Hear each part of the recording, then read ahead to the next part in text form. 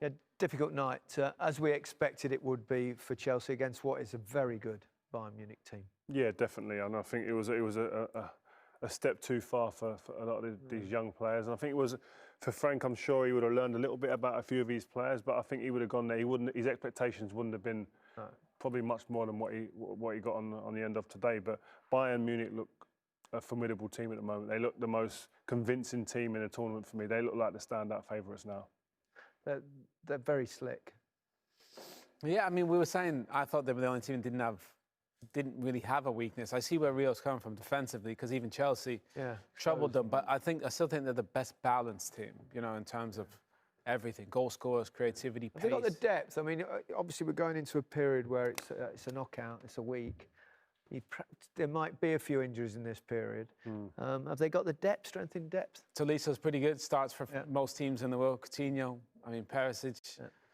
Have you Martina? I mean, they got the only so one many is The answer to that question is yes. They've got a lot of good players. The only problem if Lewandowski gets injured, that's all the teams, if their best player gets injured, there's not the like-for-like replacement. But they have still got the likes of Muller who could go up into that kind of false nine position if need be. But I mean, they're a great team, and I love really watching them play such fluid football. Yeah, and we saw plenty of fluid football right throughout the night. Let's pick up on the second half.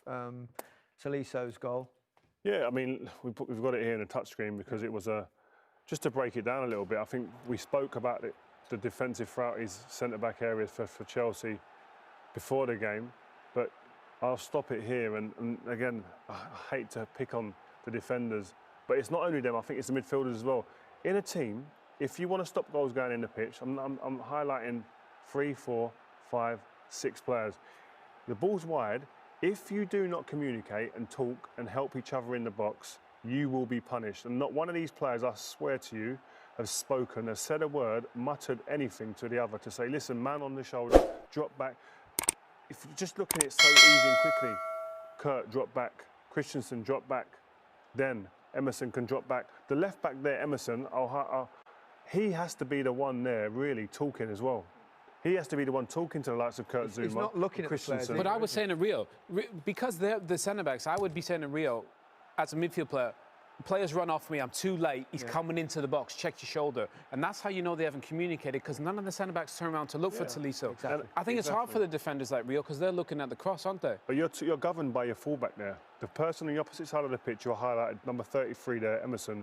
He's the guy who should be communicating, and the guys on the edge of the box. They can see everything there, but they don't. And I'll let it run slowly. You don't see one player's head turn until the ball's gone past them.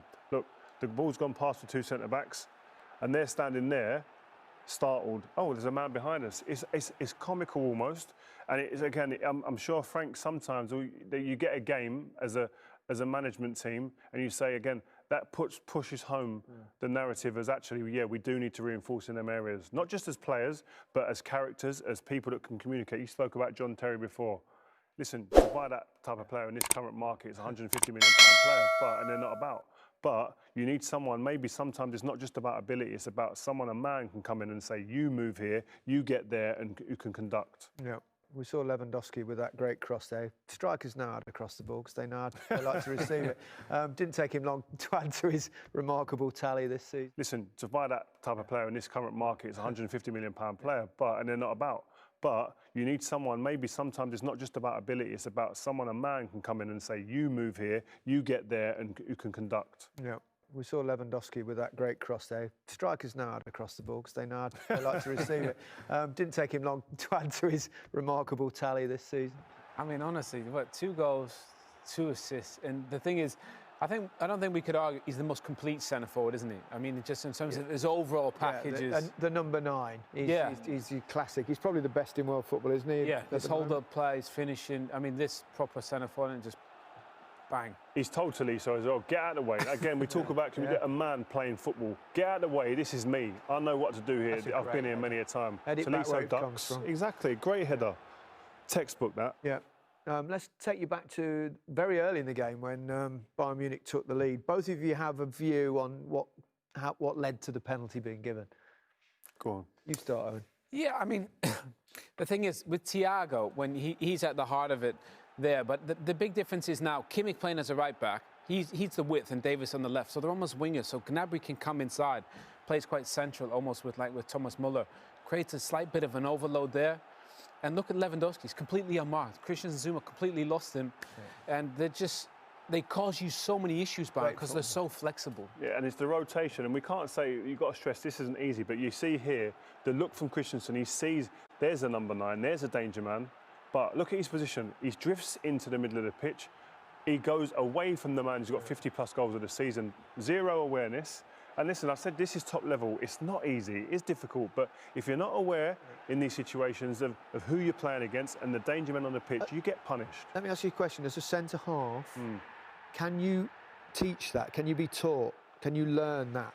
Or does it have to come naturally? It's a great question. You can learn it. I think it comes with experience. You need to see these situations. Yeah. You need to be humble to look back on these videos and take the criticism, and then when these situations arise again in a game, have that intelligence to fit. I've seen this. Make an adjustment in the way you play it, different to the last time, and then don't continue making the same mistakes. And many times we're seeing some of these players make the same mistakes. When you were young and coming up and playing in that position, and you watched perhaps someone in a studio like this criticising perhaps one of your performances, would you listen to that? Yeah, educate me, please. Yes. Yeah, because so you take that in like a sponge. 100%. I was a sponge when I was a young player. I would ask questions all the time. I'd watch the likes of yourself, etc. People critiquing on these type of platforms. But if I felt it was personal, I'd have an issue. But if a situation's being broken down and I can sit there and go, you know, actually, you're enlightening me there, and I see that, I understand. Right now, next game, that situation arises again, then it's down to that game intelligence. Can you rectify that mistake? And if you do that, you've got a chance of then elevating yourself from where you are. Exactly. Absolutely the top level. Well, Bayern Munich were top level for most of the game. Perisic, 2-0. Talk us through that one, Owen. Yeah, I mean, the thing is, we're talking about Lewandowski, Muller, Perisic barely plays. And the thing is, that's the biggest difference now, is the press and the intensity of the press. They win it back. Muller, bit of patience. Lewandowski puts it on the plate for Perisic, and I mean, they get goals from everywhere now, don't they? Tolisso got one later on, but that's the biggest difference. That's why Bayern are better than they were previously. They work harder out of possession. Obviously, offensively, they're off the charts.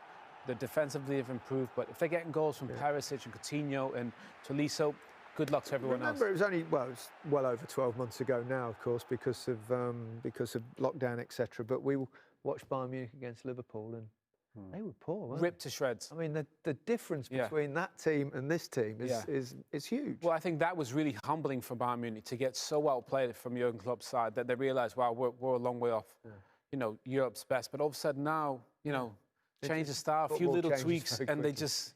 I think a big change as well is that they're not overplaying at the back. Yeah. A lot of their problems at Anfield that day came from Neuer, the centre-halves, overplaying and creating their own problems. Here, if it's not on, he goes longer into over the midfielders, over the press sometimes, and then they play to their strength, which is in the attacking third. Yeah. Thiago, we talked about him before the game. He's been linked with Liverpool, of course.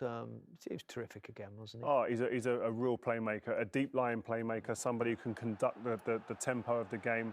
Here you see, Owen spoke about this earlier, he drops in between the two centre-backs, comfortable on the ball, and can play them balls that break the lines and turn the opposing midfielders to face their own goal. And so he is a nightmare for opposing players because he's a threat from all over the pitch in terms of opening the game up. And he's got such a variation in his play, hasn't he? Oh, I mean, look, switch of play, you know, the ball on the deck, he gives people the eyes. But the one thing we saw today that we don't normally see from him, look at this. Tracking back when you're playing as a defensive midfield player in a crucial game in a knockout tie, can you be there? He's there. Brilliant. That's, you know, and I love this one. Watch this one, by the way. Whap. Love that. Get in there. Love you know, that. And all of a sudden winning that ball there leads to these moments. I love this one. Give him the eyes. You know, honestly, Liverpool, if you can get him, get the checkbook out because he's special. We look over our shoulders, you'll see we've got the last 8. Right, give me your finalists. I'm going to go. I want Paris Saint-Germain to get there because the likes of Mbappe and the Neymar, you want them glamour players to be there. That's tough for the other side. I'm going for Bayern. I mean, the way they've been performing. I've got a feeling Owen might agree. Yeah, no, I think it's PSG to be in the final, but I think Bayern to be too good for PSG. Does it make a difference that it's one leg? Does that level things up a little bit? It adds to it, doesn't it? It makes it better, doesn't it? Yeah, it does, yeah. One game, it's like the FA Cup. It's giant killers. Anyone can beat anyone on any given day, and you haven't got that backup and that kind of security, or we can take them home next game. Yeah, it takes away that away goal thing, doesn't it? And the tactical thinking. Just go for it. Manchester City can win it. Oh, yeah, I think.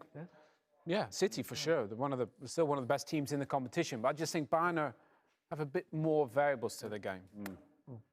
We might find out in the semi-final. Who knows? Long way to go, of course. We're going to take a little break now. Tough night for Chelsea, but after the break we hope to hear from the Chelsea boss, Frank Lampard, who has learnt a bit about his youngsters this evening and over the last couple of weeks.